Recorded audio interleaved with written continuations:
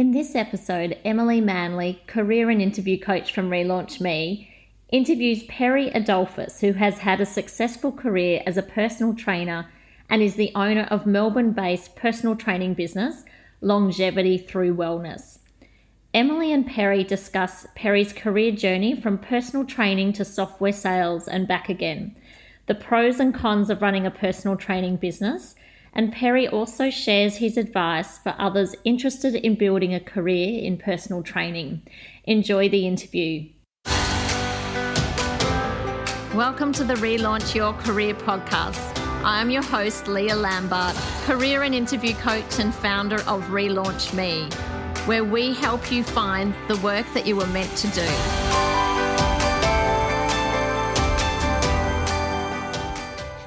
Welcome to the Relaunch Your Career podcast. I'm Emily Manley and my guest today is Perry Adolphus. Perry has had a really interesting career. He has worked as a dancer, as a gym instructor, he's worked in mining, sales, he's come back full circle and he's now working as a personal trainer where his passion lies in health and fitness. So really interested to talk to Perry today about his journey and his different experiences, particularly around, going and doing some time as a FIFO, so having the fly in, fly out lifestyle and how that suited, and also just how he's managed to come back and start his own business in personal training. So welcome, Perry. Thanks for having me, Emily. Pleasure to be here. It's great to have you here. So I like to start all my interviews, Perry, by asking, when you're at a barbecue and somebody says to you, what is it about your job that you enjoy, once you tell them what you do, or whether you like your role, how you would answer that question?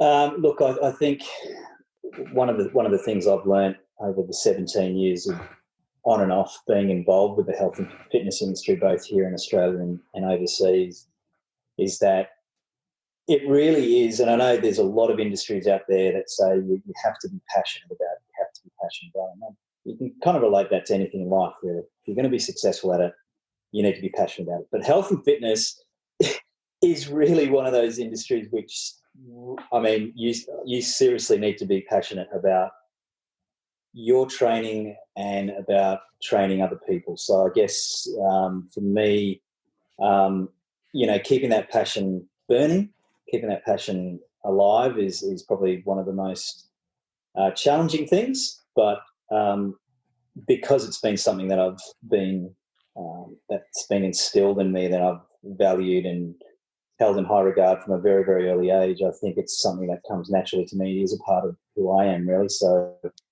on that, Perry, if you take me way back when, how was the fire kind of first ignited for you in terms of that health and wellbeing and fitness? Yeah. Look, I reckon, I think the inspiration for me came from a very early age. I used to play a lot of sport growing up.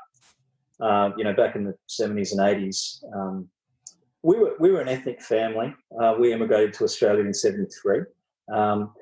And there was a lot of, dare I say, bullying, not only at school but also on the sporting field. And I realised at a very young age that it was an outlet for me to, I guess, sort of vent and somewhat, it was an arena for me to succeed in, and I made sure that I did succeed. And I think that's where my competitive spirit came from, wanting to constantly better myself, or constantly be better than my teammate, or constantly better than the opposing team, because it was team sports at that time. It wasn't a solo career. And I think it also came from my parents. The dancing inspiration certainly came from them. There's a few entertainers in our family, and I remember Mum and Dad clearly used to position me on their feet in the lounge room and just sort of whisk me around the lounge room whilst they danced to their old music. So I think the whole, being in the moment when they were doing that, it was a really happy time, and I think those memories certainly stuck with me. And I knew how I felt when I, got off, not so much with dancing, but got off the field after playing a hard game of sport. Back then it was soccer. I used to play a little bit of football at school. I used to feel, it was probably the best part of the day for me. I guess I love the adrenaline. Yeah. Yeah. So when you said there was a bit of bullying back in the day, and obviously being ethnic, that can sometimes incite bullying, but I'd imagine adding dancing to that could be another reason for people to be, unkind or to pick on somebody. Yeah, I think with the dancing, that started a little bit later in life. I was probably around 17, 18, so I just finished high school. Yep. It was more, in fact, having said that, there was a little bit of, not a little bit, there was a lot of breakdancing going on back in the 80s when I was in primary school. And it was something that I really loved doing. But the dancing kind of really took off, I think, professionally for me when I was around 18, 19. It was after high school. Yep. Yeah, so a lot of the bullying had finished. I think most of that bullying had sort of taken place when I was on the sporting field in my teenage years. Yeah. Okay. So then you moved into dancing. Was that more of a hobby or a side interest before you started making it a more professional interest? It was more of a side interest, Emily, and it just took off.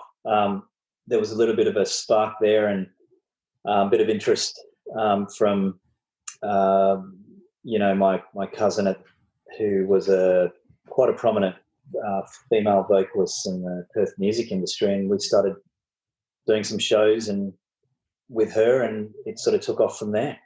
Started off in nightclub cabaret shows and performances, and then that led to dance competitions, and that led to travel, that led to TV and stage show performances and spot shows. So yeah.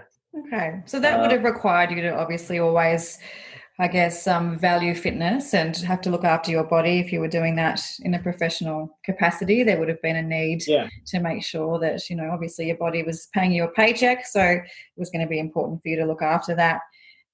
Absolutely. How did that end up for you in terms of, moving out of that dancing? One of the prizes for one of the dance competitions was an annual membership to Renaissance Health Club back in Perth back in early 90s. And that was my first real – I'd thrown a few weight dumbbells around in a mate's place in the backyard before, but most of the training, most of the physicality behind dancing came from the technical training. It was a lot more explosive, a lot more aerobic. So all of that fitness you gain from dancing itself and going through the routines and taking yourself through the movements. You needed to be supple, you needed to be flexible. My strength and conditioning, my love of strength training really came with that prize that we won in the dance competition, because that was really the first time that I hit the gym and started taking it seriously. As a young, still developing young man, you tend to put on muscle pretty quickly, and I realised it was something that I enjoyed the feeling of. So that was it. I was hooked after that, Emily. Yeah, well, a lot of people seem to get hooked on that. But I think it's one thing to train yourself, obviously, and, keep yourself fit and well, but probably quite another to do that for groups of people or other individuals who might not have the same levels of motivation that you yourself have. So what led you then going from, feeling the love of training and really realising that, this was something that you really enjoyed doing? How did you then transition into more of a paid gym instructor role? At the time, I was entertaining the thought of leaving Perth and moving over to Melbourne. I'd come over to Melbourne for a holiday, and I swore to myself that I would return back here to live. I just loved it over here. I felt more of a connection with the city of Melbourne than I did at Perth at the time. I was at that stage where I was still living with my parents, and, I think I needed to fly the coop. I needed to spread my wings, as they say. I had a friend of mine. I got quite friendly with one of the trainers who used to train me every now and again at that gym in Perth that I had my first membership at. And he actually put the idea in my head. He said, I think you'd be fantastic at this. You're great with people. You know how to talk to people. You're very vibrant. Why don't you give it a go? Why don't you move into aerobics? Why don't you just go out when you get to Melbourne and get your certification? You can use that. You'll be choreographing, you'll be moving, you'll be leading groups of people and you'll be getting paid for it. Seemed like a good idea. So that's what I did when I got to Melbourne. So was there a qualification needed for that at the time? Yeah, there certainly was. Back then I was asked to do a couple of guest classes because of that profile that I'd actually built in Perth as a dancer, and people wanted me to come in and work at their gym and just do some spot classes. That sort of stuff wouldn't be allowed nowadays, I don't think. You need to be certified and rubber stamped and all that sort of stuff. But there is a certification, and I actually sat that certification over at Holmes Glen Tate.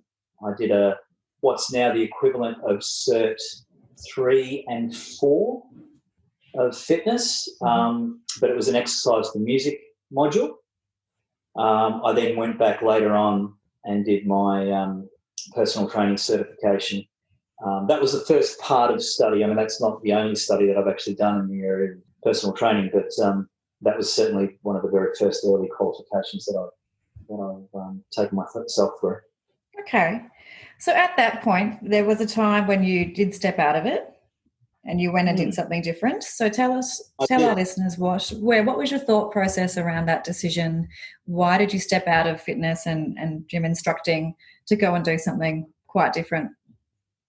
If I'm to be completely honest, it was the money. The prospect of earning more money was, and a new challenge.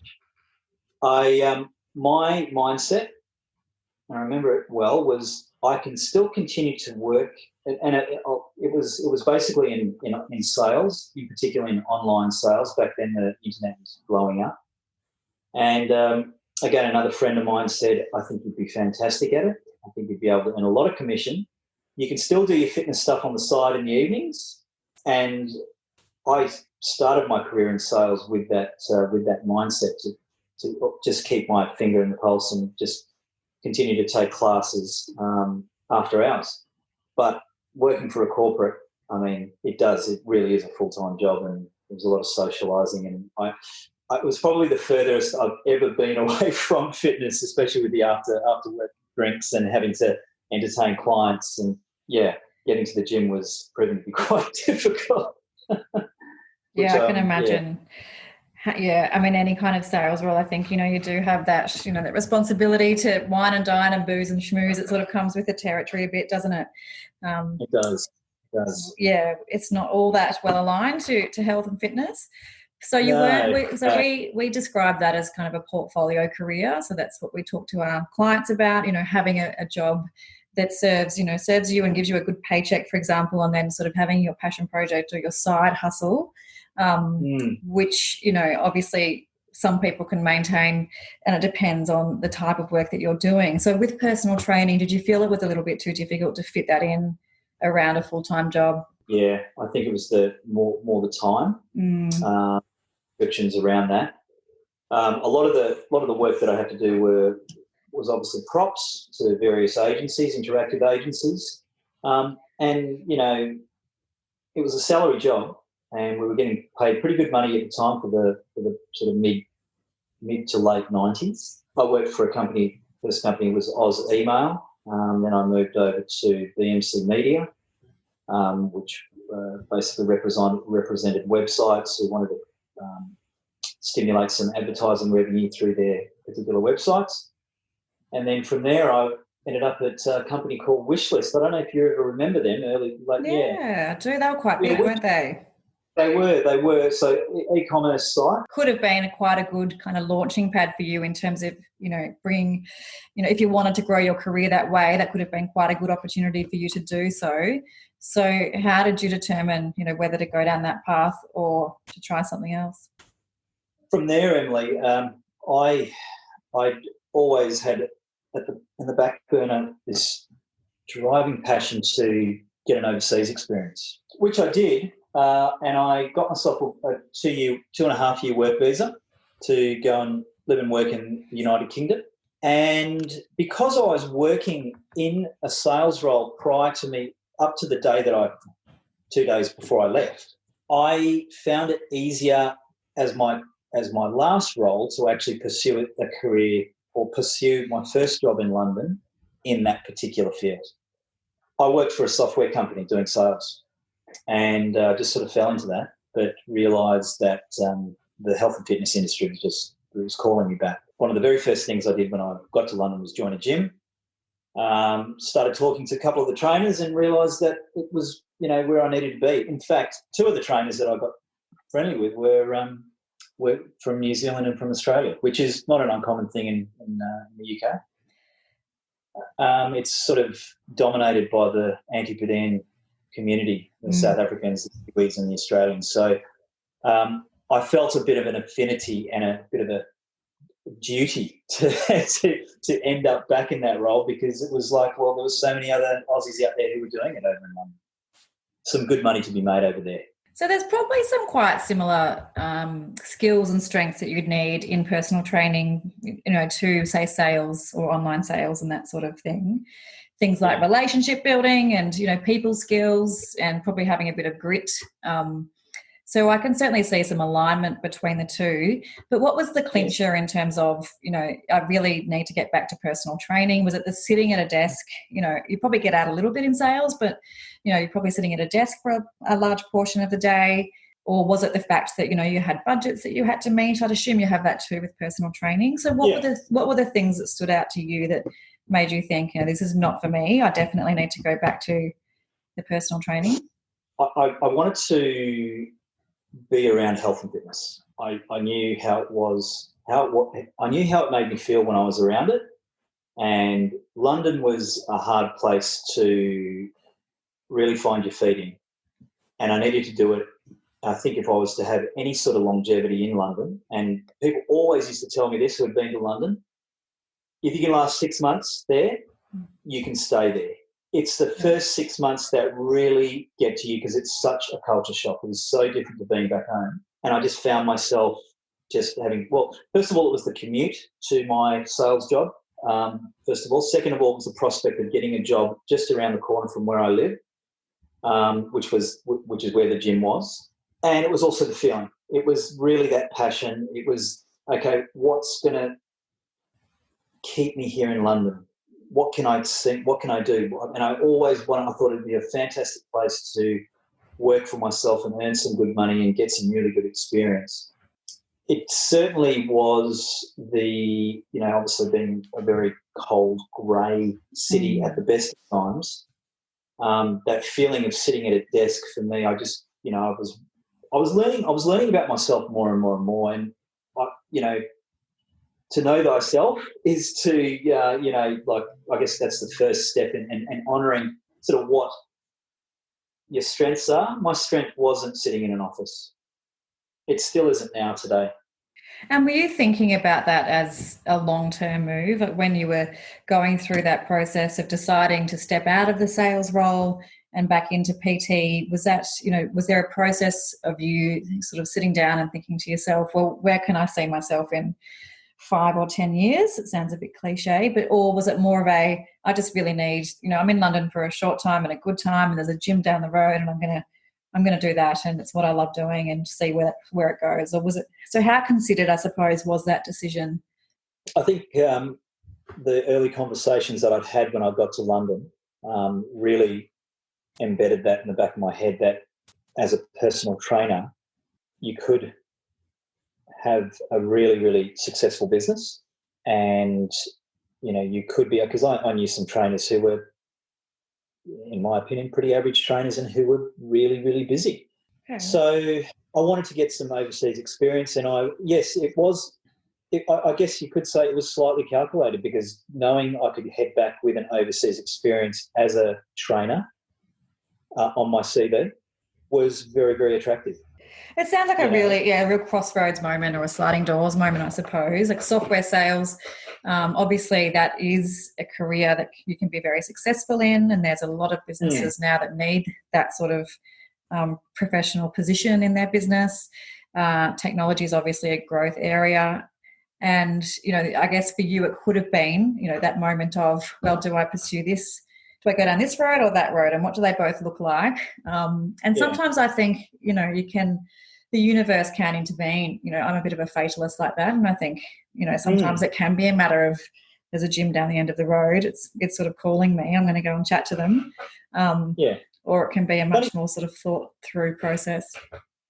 Yeah, look, I think there certainly was a little bit of both happening, Emily. Yeah. The funny thing is I actually didn't end up getting any hours at that gym at the end of the road because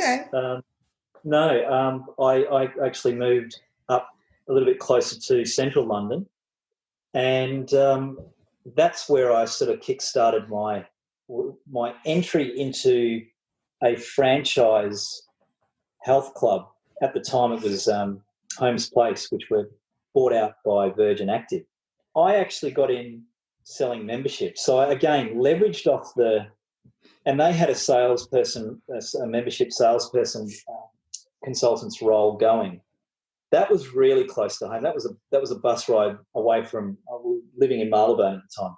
And that was a bus ride away. It was in Regent's Park, the first gym that I worked at over there.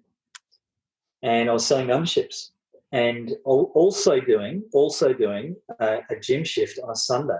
Yeah, so I started off 4 days a week membership sales, and then I had a break, and then I worked on a Sunday on their gym floor. Okay, all right. So you stayed in London working in a gym for the whole time you were there? Yeah. Pretty much most, yeah. And what happened after that? So I started working at a club which was a personal training health club. So you could, I think, if I can give you a percentage, I'd say 80% of the members there had personal trainers, and the members were allowed to go back in and use the gym for a small fee, a membership fee. So it was really mostly a personal training club, and I was quite lucky to, again, through a friend of mine, he invited me to come and have a look at the place, and they were actually looking to fill the spot of a trainer that was actually leaving.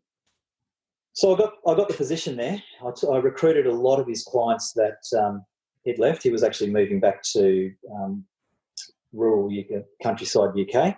I recruited a lot of his clients and just had to sort of hit the ground running. And that's really where the freelance personal training really kicked off. So I basically worked for myself, but I would actually need to pay a certain percentage to the club.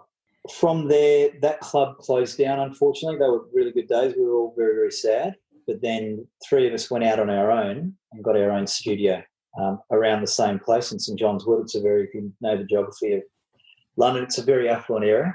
And so we set up a little personal training studio, and were fortunate enough to be in an area where a lot of celebrities lived and had I myself, Gwyneth Paltrow, trained her on and off sort of a couple of times over a couple of years, I should say. Jude Law and Chris Isaac. No pressure. There's some pretty big names there. Look, it was. Gwen Stefani, Madonna came in a couple of times. So but it was just we were really, really lucky to have a existing client within the little group of 3 that took the studio space over. He was a property developer, had a lot of property in the area, gave us a space very, very cheap, and we just moved some equipment in there. Yeah. And we were just convenient. We were just lucky. It was a very, very... It sounds like the ideal start to a personal training career. I think, many people wouldn't be so fortunate to have that kind of sweet start that you had. That's amazing. So no wonder you sort of a love for it was born at that time. I think the love of it came from very early when I started in Melbourne, though. Okay, so what happened after your London stint then? So left London. I had another overseas experience in India. I had quite an affluent client Indian lady, whose nephew ran a franchise over in India, in Delhi, a gym franchise. And he wanted me to come over and just do a little bit of consulting and working with the trainers, working with the sales staff.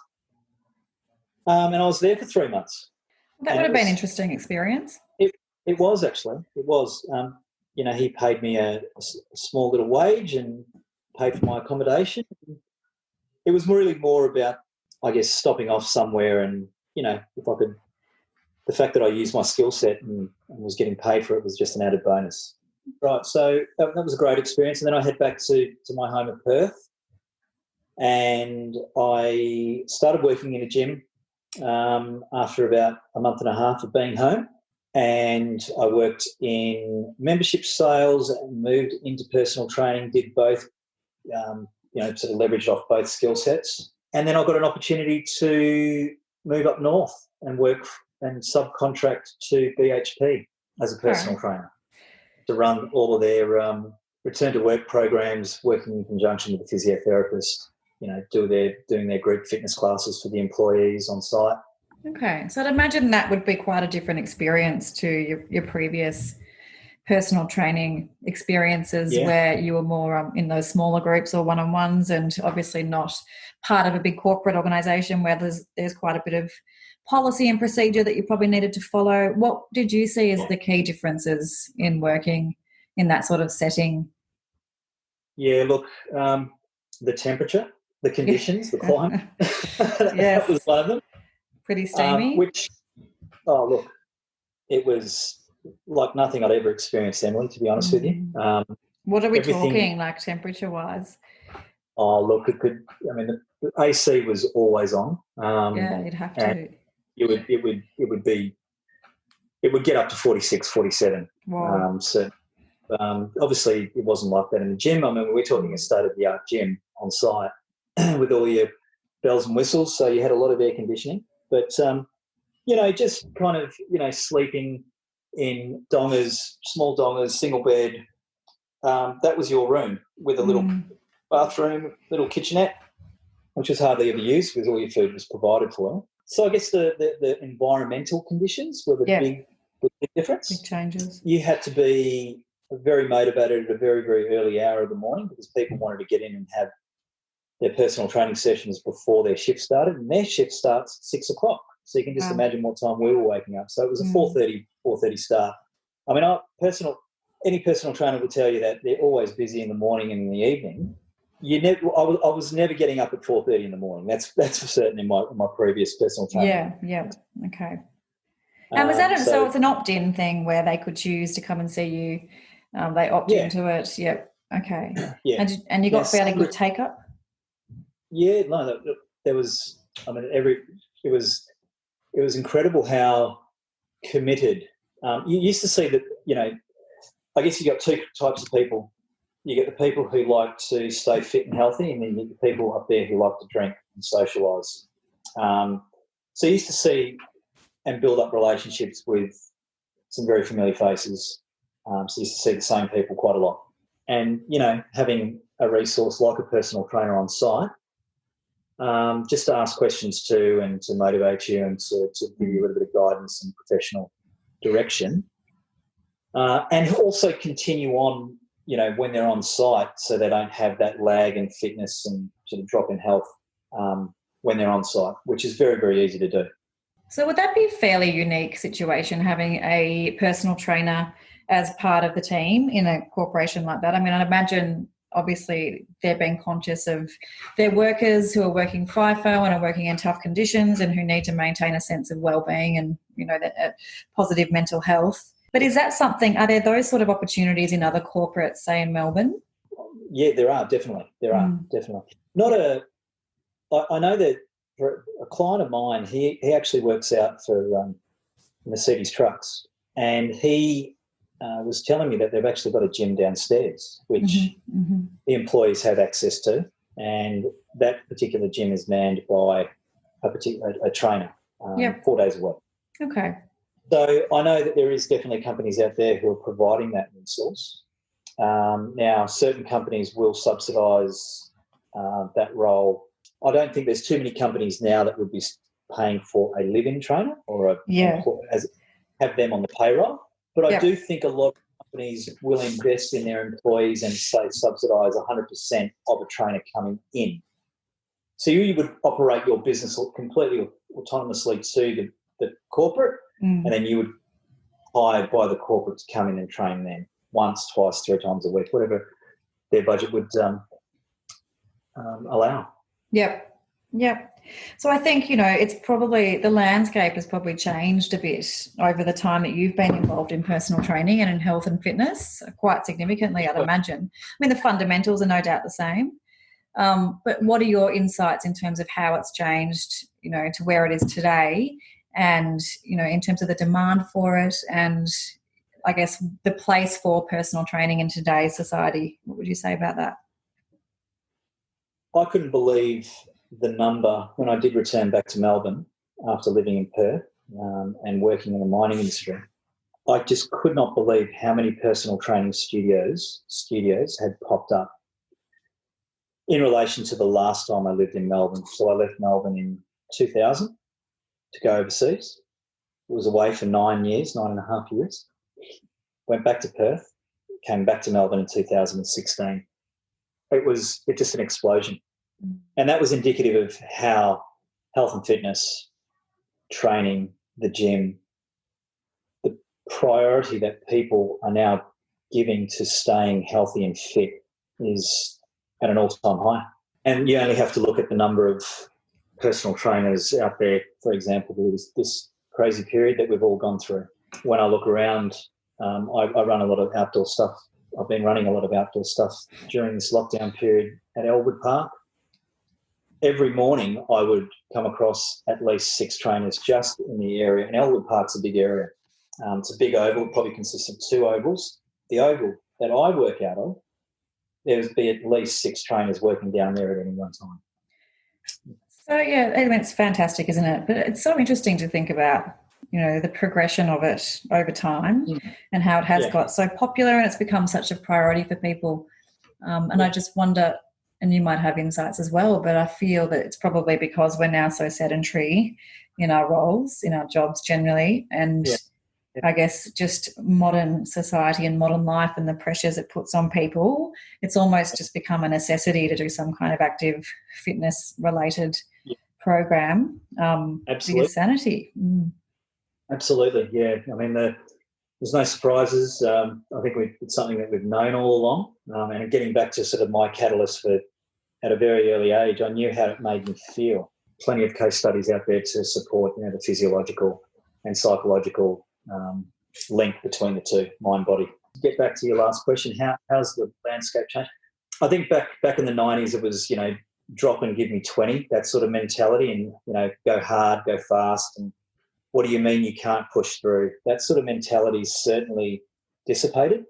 I know certainly for me it's more sort of companion, a bit more of a softer approach. The mentality, and this is through, science is always evolving, isn't it? What we knew about the coronavirus now wasn't what we knew 2 months ago. Same thing with, training methods and training principles. And I always say this, and it's a little bit cliche because I say it a lot, better for a client to turn up 100% of the time and give me 60% than turn up 60% of the time and give me 110. That's something I have learnt probably the hard way over the years, I think. Consistency hasn't always been something that it hasn't been my strong suit, but I have realised probably over the last 4 or 5 years that is number one, even if you just move in some gentle way, as long as you're moving every day. Emily, it's that cumulative compounding benefit that exercise has to everyone, softly, gently. Then you can start to take larger steps. But it's that if you can, I always, try to impress upon my clients, if you can fall in love and commit to the process, the results come. And that's, probably the reason why I continue to do it today. It's falling in love with the process, being committed to the process. But I'd imagine you would have many clients who aren't able to commit at that level or, who are inconsistent. And for you, knowing how that's going to impact their results, that must be quite frustrating. And I'd imagine for personal trainers, that might be something that comes with the territory. There are going to be those clients that, frustrate you no end because you can see that commitment's not there. I presume you've got strategies to help people like that, but how do you deal with those sort of challenges that no doubt come up all the time? As I've matured in years, I realise that, some movement is always better than none.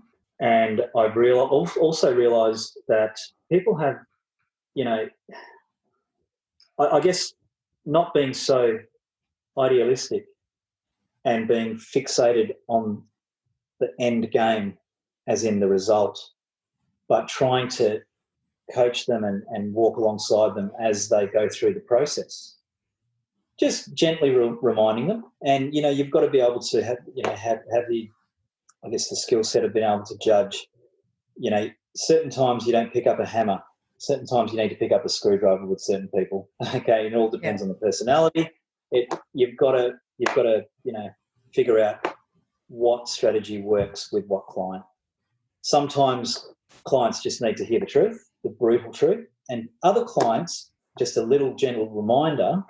Like, well, you do know that if you threw in an extra session on a weekly basis, for example, that you probably would see results a little bit sooner, which would actually motivate you a little bit more, and that would actually make it hurt a little less. I guess so much of it is, that sort of intrinsic, reaching a point where they've got that intrinsic motivation to keep coming. Yeah. And that's probably something that, like you said, it's a cumulative thing. It doesn't happen after a couple of weeks. It might happen after a few months. Having the patience to wait to see that kind of arrive could be tough. Yeah. That is something that has I've struggled with in the past. I've been very, very idealistic, especially as a younger man. And as now I'm sort of pushing our sort of my 17th, 18th year in this industry, on and off, it's certainly something that is now coming a little bit more, it's a little bit more readily available for me now, Emily.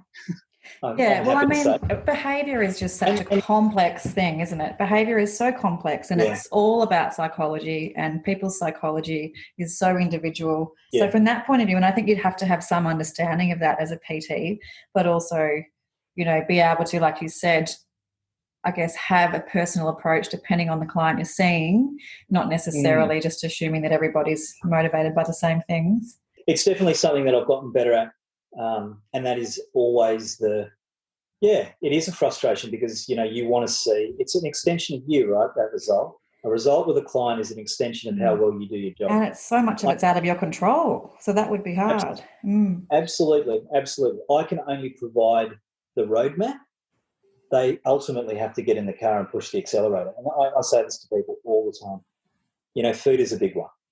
So how much on that, as a PT, just for the benefit of our listeners, how much knowledge do you need to have around nutrition?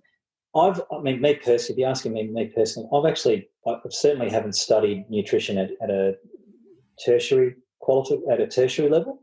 I've done a couple of courses, one by Precision Nutrition, which is a very popular American provider of nutritional coaching. And I feel that I've done enough in order to be able to sit down and consult like this on a screen, talk people through. I certainly would recommend, I know it's outside of our scope of practice, as in our insurance and our liability, to sit down and write meal plans. We're not covered for it. And if you are doing that, your premium on that personal indemnity goes up.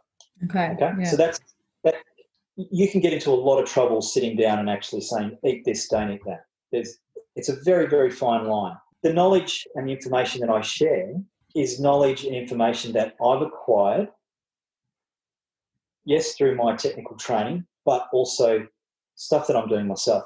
I know what works for me, and I can speak from a place of authenticity, certainly experience, as to what works for me. Yeah. We all know that eating too much processed sugar is not a good thing. There's a lot of, if you don't believe me, you can go out and do your research, however it is that you want to do that, to support that. I would say that I help my clients assist them in making and reinforce them making the right decisions as to what works for them. I will always preface my conversation with I know what works for me, and I know what I really enjoy the taste of. We'll workshop it. We'll talk about what we've eaten on the weekend. For example, Mother's Day. Did a beautiful Mother's Day hamper picnic in our lounge room for Tessie, and there was a lot of buffalo mozzarella and gorgonzola and beautiful smoked. There was something else. There was dip. There was a lot of breadstick. There was all this really, really beautiful stuff. But I can tell you now that Monday I was paying for it. Okay. Now I would share that information with my client. Now, does that mean that that's bad for all people? Probably not. Certain bodies might cope well with that, might be able to have a restful night's sleep on the Sunday night. Tess and I certainly didn't. We paid for it on Monday. For personal trainers or budding personal trainers, I suppose, I mean, I see a lot of people who want to move into the area of personal training, and they tend to be people who are either super fit and healthy themselves and have just a genuine love for fitness and wellness as you do. Do you think that is a prerequisite for being a personal trainer? Do you need to have that real love for health and fitness, or can you just be a real relationships person? You see the benefit of fitness, you do enjoy being reasonably fit yourself, but you're not totally obsessed. Like, it doesn't matter necessarily if you're not totally ripped like you are, Perry. Oh, look, Emma. Look, it doesn't. No, I actually don't feel that that's a necessity. Like I said, the trainer today, there's a few stereotypes that a trainer can fill. Okay. The drop and give me 20 big muscle-bound guy or girl certainly isn't. Having said that, there are a lot of people who are driven by it. Now, I always believe, it's a case of water finds its own level with personal trainers and clients. I believe you end up with the clients that you have, and the clients stick with you for very, very good reasons, is because there's a connection there. I can tell you now that I used to train a lot of younger people when I was a lot younger. I was a lot musclier. But nowadays I train people who are generally between 35 to 55 years old. Okay. I would probably even push that up as high as, say, now sort of 40 to 55. And that's because I've seasoned in years. But I think, to answer your question, you don't need to be ripped, muscular and super fit. You do need to be relatively good with people and relatively adaptable.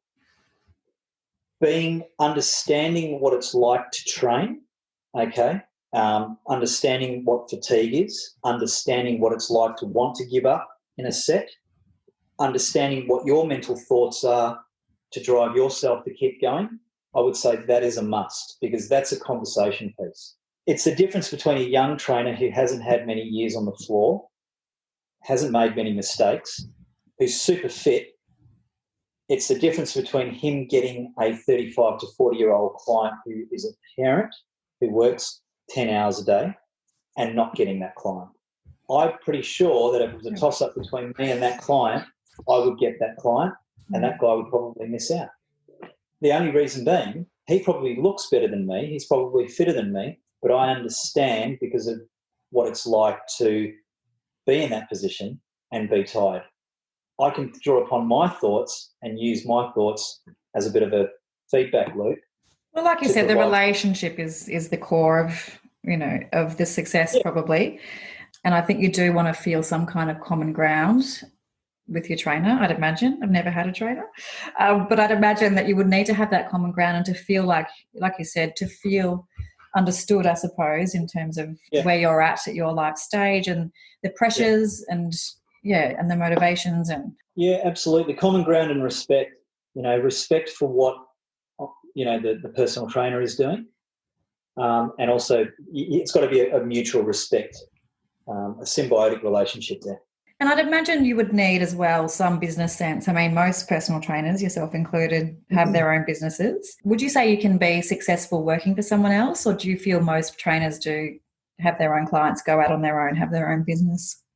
I think going out by yourself seems to be the logical extension of leading a gym, or still continuing to work for a gym, because a lot of gyms actually offer the rental facility fee, and then eventually, I guess for a lot of trainers, the end game is for them to start their own gym.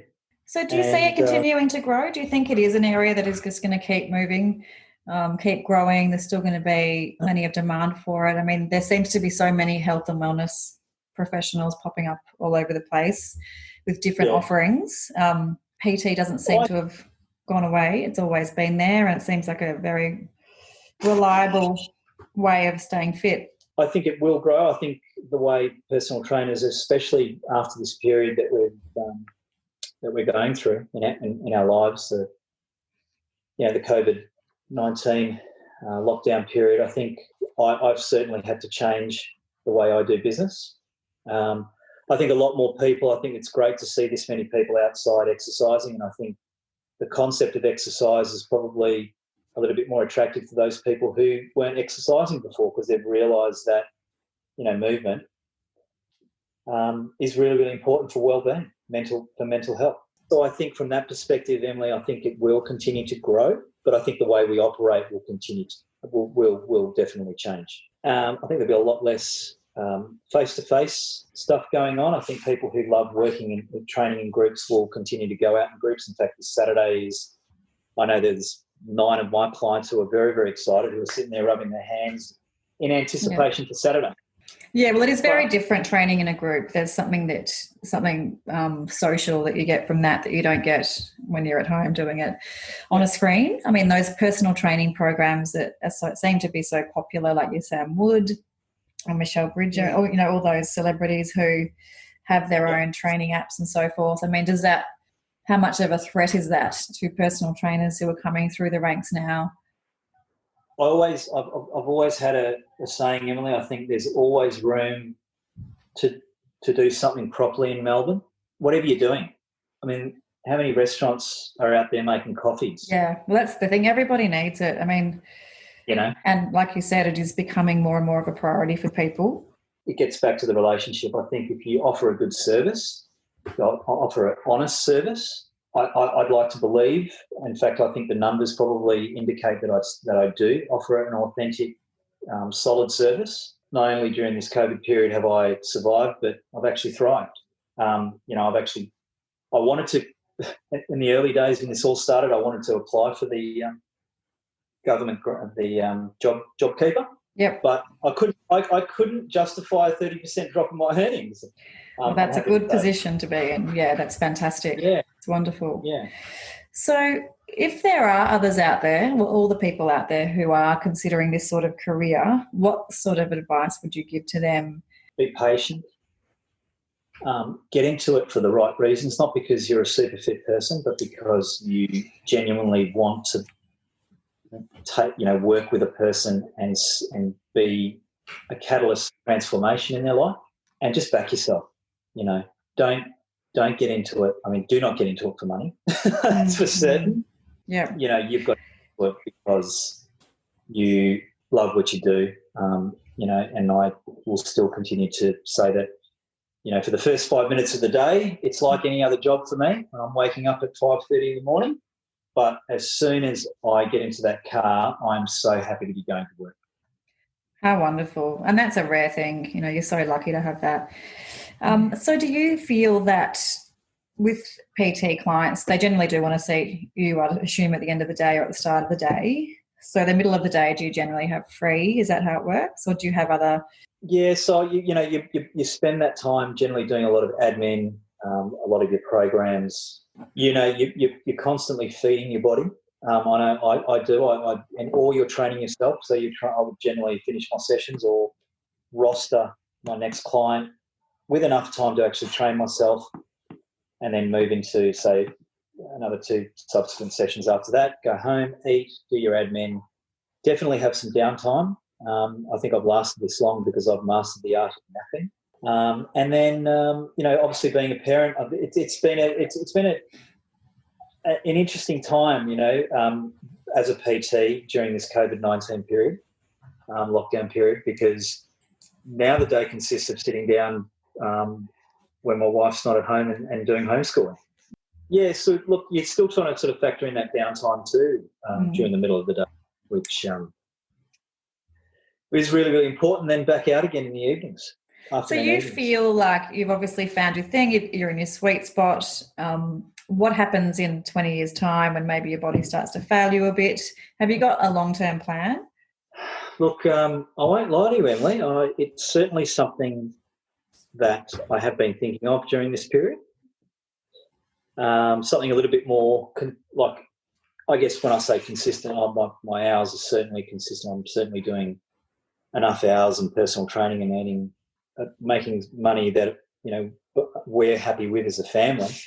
But I won't lie to you, there is definitely plans for a career change on the horizon. Okay. Purely based on what you've said, because of I guess, you know, I've looked after the rig for a certain amount of time and will continue to do so, I think, for as long as I live, because I understand the mental benefits that come from that, strong body, strong mind. But it's certainly, yes, it's definitely something that I'm entertaining at the moment. Mm-hmm. Oh, well, you know where to come. Yes, I do. Now, before I finish up, Perry, I just want to, I guess, give you the opportunity to give your business a little plug, because I know from speaking to various people who have been trained by you that you're obviously amazing at what you do. So can you just let our listeners know just a little bit about what your business is and perhaps how to get in contact? Yeah, sure. I think the best way to contact me is through my Facebook page or Instagram. My trading name is Longevity Through Wellness. I operate around the Elwood, Elstonwick, Balaclava, Brighton, St Kilda area. I do run outdoor groups. I am available for personal training. I actually operate out of a small personal training studio in Balaclava. And, I specialise I also do a lot of rehab stuff, work in conjunction with chiropractors and physios and so forth, doing, rehabilitation. I do a lot of foundational fitness stuff. A lot of if I could just sort of explain my style of training, I'm sort of where Pilates meets strength and conditioning. I also do sort of higher intensity stuff. I do a little less of that these days, cardio conditioning, but my passion, I would say, would be strength and conditioning. Okay. So if you're looking to get strong and, put on a little bit of muscle and, improve your posture, then I'm your guy. I'd love to hear from you. I don't know many people who don't want to do that. So that's fabulous. Thank you so much. Thank you for taking the time today to chat with me, Perry. It's been so good. And I think there are so many people who, will find this beneficial. A lot of people we speak with do have an interest in personal training, but I think even just generally for people to have an understanding about the industry is really helpful. So thank you so much for joining us on the podcast. Thanks so much for having me, Emily. It's an absolute pleasure. Wonderful to chat. Thanks again. No worries. Thank you. I hope you enjoyed this episode of Relaunch Your Career. If you did, please subscribe, share with your friends, leave a review, or connect with us on social media at Relaunch Me Career Consulting. If you have any questions about the episode or the work that we do, then contact us via the website relaunchme.com.au. Thanks for listening. Have a great day.